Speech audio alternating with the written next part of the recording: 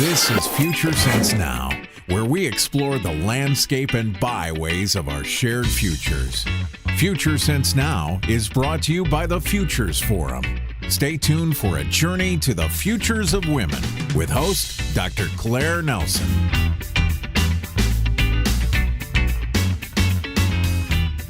Greetings and welcome to Future Sense Now, an online easing of the Futures Forum.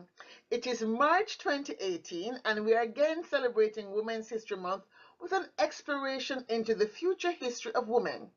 That is Women 2030 and beyond. And why 2030?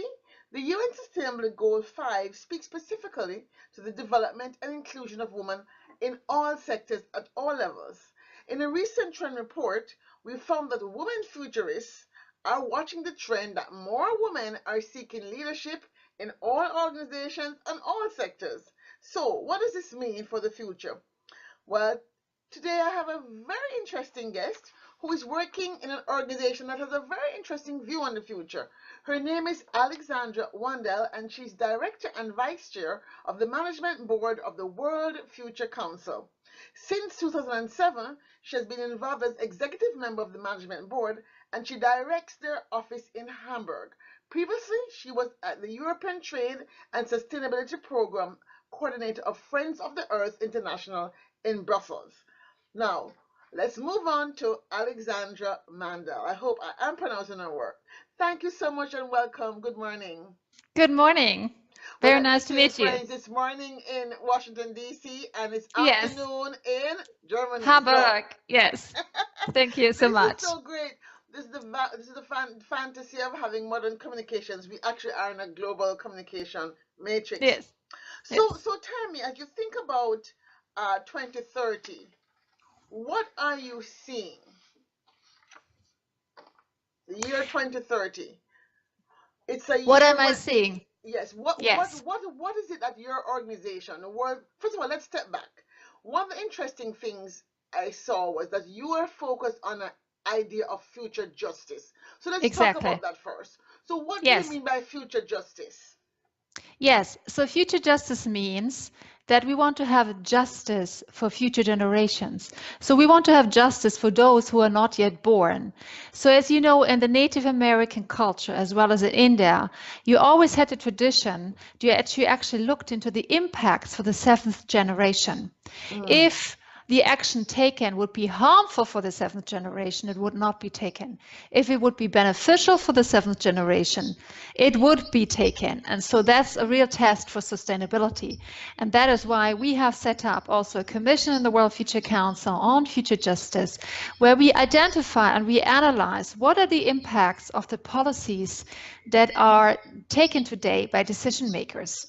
Are they taking into consideration the impact, the social, the environmental, the economic impacts, not just for current generation, future generations? Because what we currently see is that there's a lot of short-term thinking in politics as well as in business. People think in short electoral cycles, they think about short-term economic profits. But we need to think also about passing on a healthy planet for our children and our future generations. And of course, also empowering women and girls is absolutely essential in order to create a just, peaceful and sustainable future. Wait, let me ask you a question there. When you say 7 generations, yes, how many years are we talking about? One generation, 30 years. So it will be 7 generations. We're having a long-term perspective. So that should be the long-term perspective. Is nothing for you. You guys are thinking about 2100. So let's come back. So for you then, as you think about future society and future generation of girls, yes. So well, 2030 is a very important year because 2030, the governments have a development goals with the 17 goals. And if these 17 goals would all be implemented, we would have a major also for women and girls. So, but the challenge at the moment is that the Sustainable Development Goals are still very little known. So we have seen that there are statistics by an OECD committee that only 1 in 10 person actually are aware of the Sustainable Development Goals. But we have already seen that it is very important for the global community to set targets for the future. So it is good that we have the Sustainable Development Goals. And actually, you have seen that also with the Millennium Development Goals. Because if you have a look at the Millennium Development Goals, these were the goals that the global community had set itself in the past. And here we also have seen that since 1990, actually, more than 1 billion people have been lifted out of extreme poverty.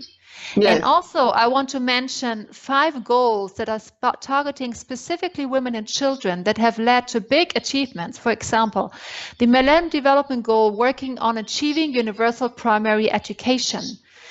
It actually has led to the fact that we now have actually a primary school net enrollment rate in the developing region of 91% in 2015. And in 2000, it was only 83%. And also we have seen some efforts to reach out for girls and young women. For instance, efforts to reduce child mortality, improve maternal health, raise awareness about combating HIV and AIDS and other diseases. And of course, now we have the new Sustainable Development Goal 5, and this is about achieving gender equality and empowering all women and girls. So we need to work. Yes. So let me ask you a question here then. In terms, you spoke about the developing countries, but let's look at it from the point of view of leadership and the future. Because one of the things that have prompted this conversation is in the US, we're seeing quite a few women who never thought about running for office now running for office. Yes. Your picture just went off. Are you there? Yes. Okay. Do you see me? Okay, I'm gonna have to start that question over again. Okay. Wait. So let's take it back to the United States. One of the things idea, the system is very bad. You're freezing. Okay. One of the things that prompted this question is that we're seeing in the United States a lot of women stepping up for leadership in elections, which they hadn't thought about this before. You talk about empowering women and girls. Well, Europe has always been ahead of the US in terms of having women in power. Germany has had a president for a long time. Are you seeing more women running for elected office in Europe at this present time? We see it actually to varying degrees. You can see that, for instance, in the Scandinavian countries, you have a higher percentage of women. In Germany, for instance, we see that with the last elections, you don't have a big proportion of women in parliament. So there's still a long way to go to have like 50% representation of women in parliament. But interestingly also, you also have some other countries, for instance, I know that in Rwanda, in Africa, they actually have the highest percentage of parliamentarians worldwide in parliament. So in general, there is, of course, the goal to have more women and female representation in parliament. And it is very important to have better gender equity also in decision making, not just only in parliaments, also, of course, in the ministries, but also it concerns business. It's also important that in business, women are better represented. But in general, of course, we have the problem also that we still see a lot of actually violence against women and girls. So this is one of the other targets. Have you seen a pushback? Have you seen a pushback? Because one of the issues that we're thinking about thrival, right? I have a question and I'm asking throughout this series of this year. Does more women in leadership, is it going to mean that we're going to have more women? We'll have this kind of thinking that the World Future Council is this idea that we ought to be thinking 7 generations ahead. Does the fact that we have more women in leadership mean that we're going to have a shift in thinking, or do we have to have an intentional march towards creating this kind of thinking even among women in leadership? I think we do need to have this reawakening of the culture of having the future generations in mind. Because often what you see is that women are so much struggling with their own realities, with their day-to-day management. Given that women are the primary, managers of their households, taking care of water, of food for their families, often struggling financially and so on and so forth. So it's important. I think this all leads to the point about education. It's absolutely essential that we have education for women and for men and for girls and for boys about the need for caring for the environment, caring for future generations, that we have duties also for future generations of, being responsible citizens. Yeah. So in general, it is true that we now have an opportunity with the Sustainable Development Goals that shall be achieved by the year 2030 to step up action, empower women and girls, but also do that by creating more just and sustainable, peaceful societies. And we in the World Future Council, we have very much identified exemplary policies, really Yes. tried and tested policies that can help, to end poverty, to end hunger, to empower women and girls, to end climate change, to work for biodiversity. There are a lot of challenges that we are currently facing. Right. I have actually listed 30 global issues that require a global solution, including who sits in the seat of decision making. Do you have anything that has to do with technology? And are you working to see to make sure that technology doesn't further disadvantage women? How are you treating that?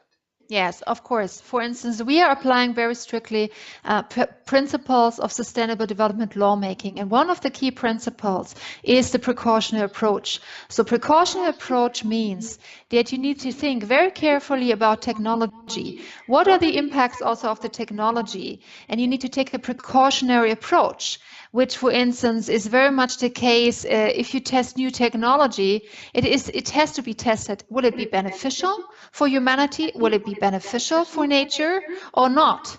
Or will it be just profit driven? Because of course we know that also, we are driven by a world that is interested by individuals that often go for greed and for profits and not for the well-being.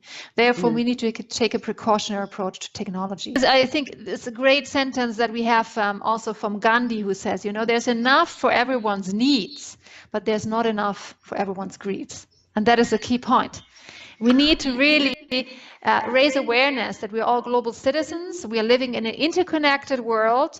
The actions that we are taking are now having a long-term impact on, and we are now at the edge that we're going to face some tipping points also where we cannot change course anymore. So now it's very urgent that we actually take actions, and women can play a key role. We have some fantastic women in our council, the World Future Council. For instance, as you know, we have Vandana Shiva in our council. She's from India. She is very much working, for instance, for saving seeds, which is very critical for the survival of humanity, as also seed diversity is continuously threatened for our future. We also have, we had as a founding council, we had Wangari Maathai. She has been founder of the Greenbelt movement, planting trees, and she has been the first woman receiving a PhD in Africa. And we also have, for instance, Professor Rian Eisler, who is working also on alternative economic actors, because she's arguing it's very important that also the work of women, of taking care of children, that this is more recognized, because the current economic indicators are primarily giving value to economic activities, but also, of course, childcare, taking care of elder people. That is something that needs to be recognized also in economic terms. Yes, but let me stop there in terms of economic issues, and to come back to what you said, this idea of valuing and measuring what matters, right? So we're talking about 7 generations hence. We would like to live not utopian futures, but let's say we would like to live normatopia, not a dystopian future like what we're seeing in the movies. And so we require, you say, a tipping point. So let's talk about measures for women. Are you working, is your organization working on designing measures that can help us measure what that gender justice might look like then in terms of the workplace? Yes, we're working very closely together with, our counselor Rian Eisler, and she is a specialist on how can we give more recognition, how we can measure also economically more the work of taking care of children, of taking care of elderly people. How can the Yes. work in the household be more valued? Because that is very important work. Also, taking care of community matters. That is something that we're working on. We have been working also in the project with other research institutes on alternative economic indicators, because we see that the current way how we measure economic progress simply by measuring GDP is not working, because GDP basically means you can have a terrorist action, you can have cancer, it will lead to an increase actually of GDP. That is of course not beneficial for society. So that's why it's important for measuring progress well. For instance, I have a also we have question. looked. How Yes. can you get that information? You're talking about reaching a tipping point in terms of we're making no turn back disaster. But let's say, how can we intentionally make a tipping point in getting your message out? What kind of alliances do we have to do to spread your work? Because this idea, for example, of new economic indicators, Yes. I'm coming from the background of an international development organization where I was always the odd person out. So because I'm not an economist, I'm an engineer. So I'm Yes. looking at the world from a system of systems perspective. And I Yes. struggled to put into words what I was talking about until I saw the book Donut Economics, which has helped me a lot in languaging, this issue. But when I go back to the Caribbean, and I'm very involved in Caribbean development agenda, when I go back to Jamaica, where I'm from, and I ask the young economic students that are just Yes. graduating, they have Yes. never heard. And I'm saying, what are they teaching? So how can Yes. we spread the message of, That is so key. Yes. yeah, I mean, what are some ideas and some programs that you have in place that we can begin to coalesce around and get other women's organization to coalesce around? Yes, exactly. You see, this is why we're also working in the World Future Council so much on education for sustainable development, because Yes. that is so essential. We're working now on how can we integrate this already in the school curricula, because we need to start very early. We need to start in Yes. kindergarten. We need to have it in school. We don't Yes. need to take it to university. We need to have the economists need to have environmental literacy as well. They also need Yes. to know about the value of caring for communities and caring for the elder and Yes. for children. Yes. So that's why we're now working also, now that we have the Sustainable Development Goals, we're working into where do we already have good policies, good practices in other countries where this is done. Now, interestingly, for instance, to give you an example, we have found out that, for instance, in one US state, in Maryland, they have already developed by law, they have developed that it is imperative that actually they have environmental literacy across 8 subject matters. You can only get a high school degree if you are environmental literate. And they also do a lot of outdoor activities. And in that outdoor activities, they realize that the outdoor activity is leading to a lot of positive benefits. It's leading to more social interaction. It's leading to more concentration, so the children afterwards are better, they can better concentrate. They actually have better scores afterwards through more outdoor education, because they have a connection to nature. Yes. So we see, and so we're working now on a compendium this year on education for sustainable development. We're also advising governments, for instance, the city of Hamburg, where we are based in Germany, they are just developing a curricula. How can this be implemented in the schools? Yes. So we will bring all of that, we will bring all of this into our work. And at the same time, we're also working at the institutional level. We're trying to say we need to have also ombudsperson for future generations, or so-called guardians for future generations, because future generations. So the future generations currently, they have no representation in politics, but we have seen that in a number of countries, there have been successfully established so-called guardians for future generations. You have had an ombudsperson in Hungary, you had an ombudsperson for future generations in Israel. There's one now in Wales. Ah, And they are actually looking into the long-term impacts of decision making. They're appointed in an accountable, transparent way. We find that it is very important that these institutions are set up actually not just at the local, at the national level, but we also think now that we need to have at the United Nations level, we need to have a global guardian for future generations at the UN level, a person that's really looking into the long-term impact of future generations. well, that couldn't be just one person. It would really have to be a council because at the end of the day, I mean, in terms of looking at the future and looking at, oh, I just said, to go back to where we began, if only 10% of people in the world, if only 1%, it's less than 1 in 10 person know about the Sustainable Development Goals. I can tell you that. So if we're to get, if we need to get to 1 in 10. If we get to Yes, 1 in 10, we actually wouldn't make it. So the yes, question is, how do we identify these guardians of future generations in a way that more rapidly yes. ramps this up?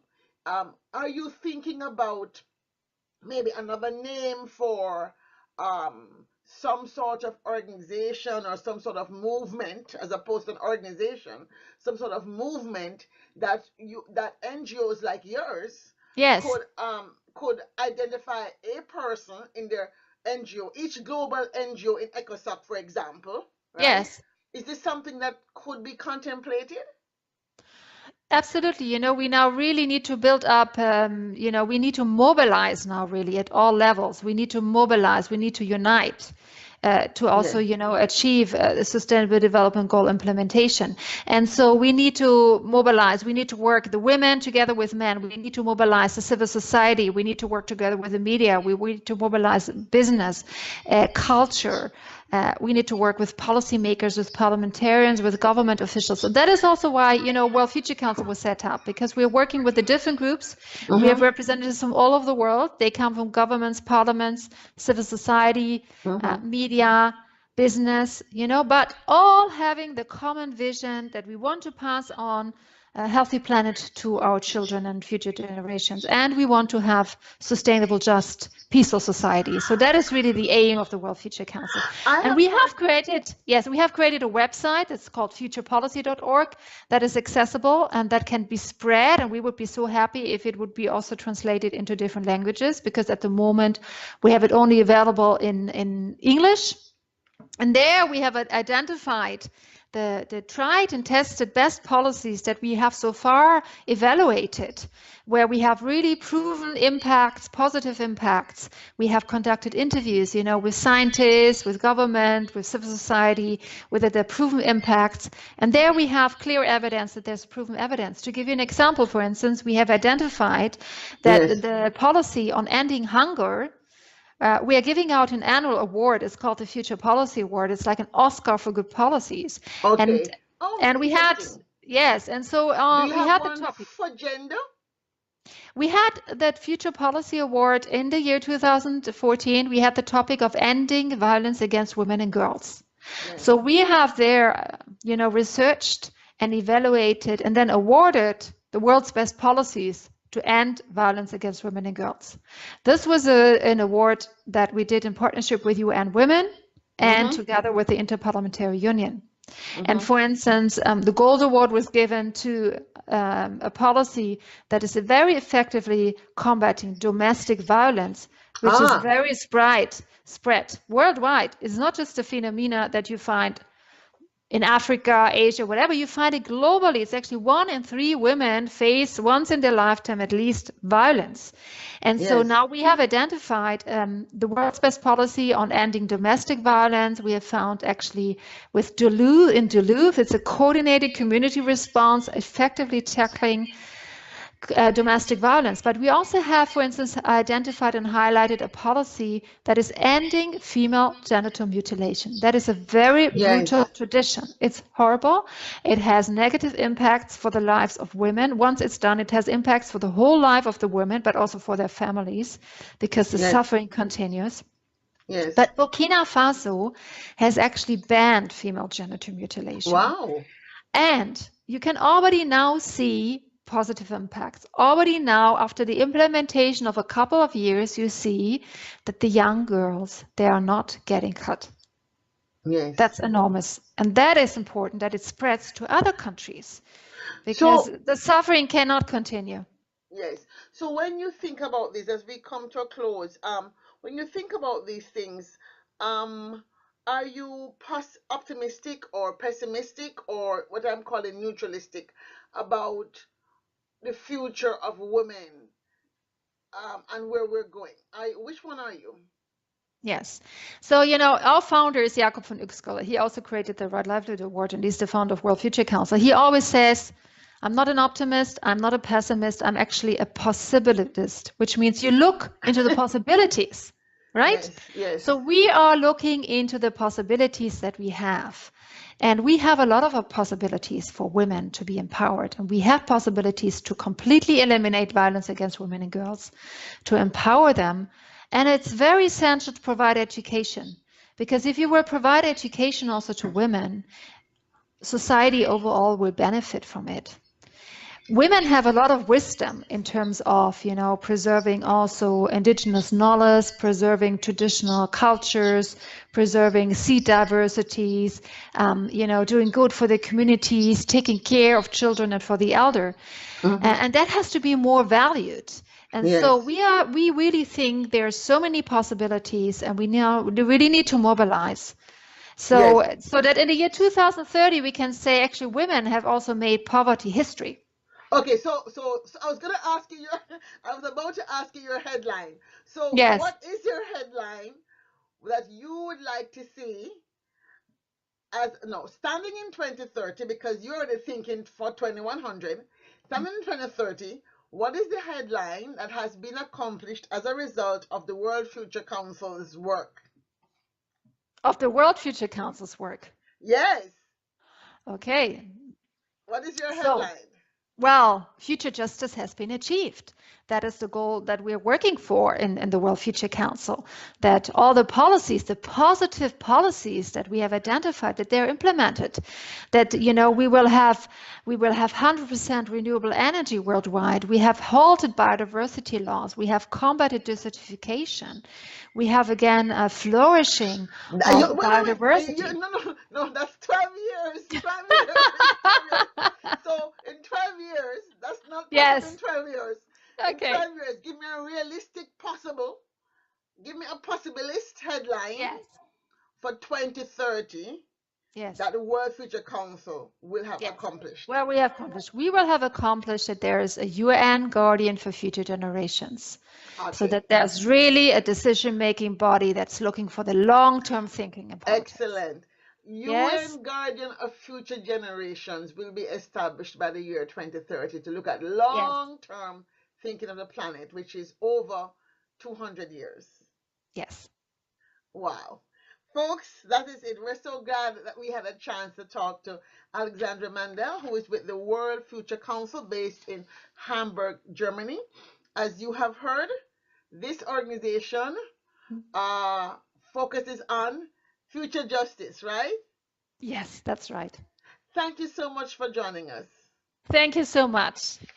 Okay, folks, so thank you. I would like to say thank you for joining us on Future Sense Now, where we explore salient ideas for sustainable futures. And as we come to the end of this conversation, remember the story continues being written by each and every one of us. Creating the future we want is our shared responsibility. Remember, it is better for us to act as the parent of our future rather than the child of our past. So seize the day, and as we say in Jamaica, walk good. Safe journeys.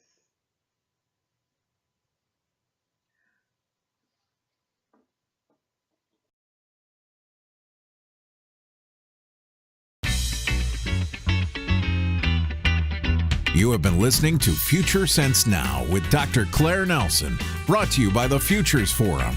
For more, please visit www.thefuturesforum.org. Thank you for listening. Spread the word. Share the future.